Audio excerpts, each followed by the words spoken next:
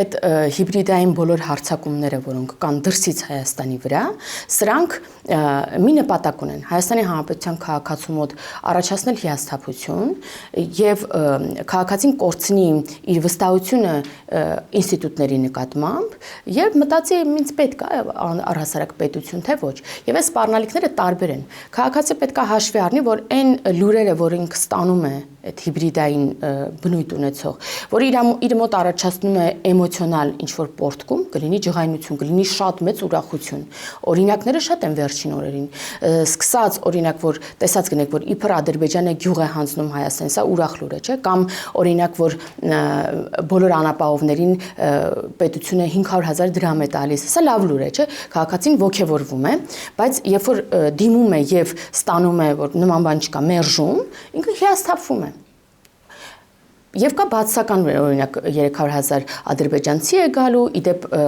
3 ադրբեջանցի падգամավորը կարծեմ մեկնաբանել էր այս լուրը եւ հերքել էր, որ նման խոսակցություն չկա, նաեւ կխնդրեմ մեր լրագրողներին ուշադրություն դարձնել նաեւ այս պաշտոնական լուրերի վրա, կամ տեսած կլինեք վերջին օրերին LGBT համայնքի լուսանկարներ են Հայաստանի Հանրապետության փողոցներում պատկերված, որ լինելու է, չգիտեմ, ինչ-որ շքերթ եւ օրերս նաեւ մի մեծ բացահայտում եղավ, որ ինչ-որ Ռուսլան անունով անձնավորություն դիմել էր մոդովացի քաղաքասարակությանը ներկայանալով որպես գործակալ, գովազդային եւ առաջարկում էր գումարով իրենց բերել Հայաստան, տեսեք, որոնք կաջակցեն Նիկոլ Փաշինյանին եւ իր քաղաքականությունը դեպի Եվրոպա եւ նաեւ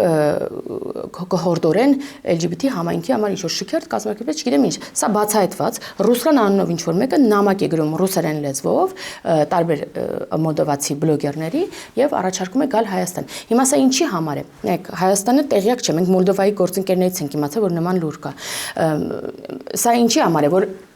հասարակությունը ջղայնանա նախ, որտեվ ուսումնասիրում են Հայաստանի դաշտը, հասկանում են, որ սա զգայուն թեմա է Հայաստանի համար։ Օրինակ Երևանում դա զգայուն է, բայց օրինակ Ամստերդամում դա զգայուն թեմա չէ, այսինքն հաշվարկում են այդ ամեն ինչը։ Եվ քաղաքացին կհիասթափվի, կասեն, տեսեք, դրսից ազդեցություն է Հայաստանի ներքաղաքական process-ների վրա մեկ, եւ երկրորդ, այս մարդիկ, որ ընտրվեն, մեր արժեքներն են խաթարելու, տեսեք, ինչ բարքեր են բերելու, ցանկությունը սա է, հա։ Այսինքն կոնկրետ ունի նպատակ է հիբրիդը եւ քաղաքացին պետք է հասկանա, որ եւ թե ինչ որ մի լուր, որը պաշտոնական աղբյուրից չի, իր մոտ առաջացնում է ցասում կամ ինչ որ շատ մեծ ուրախություն, օրինակ, հա, չէ, ինչ որ գյուղ են տալիս Հայաստանին կամ ինչ որ փող են բաժանում քաղաքացուն, ինքը պետք է նախ չհավատա այդ լուրին։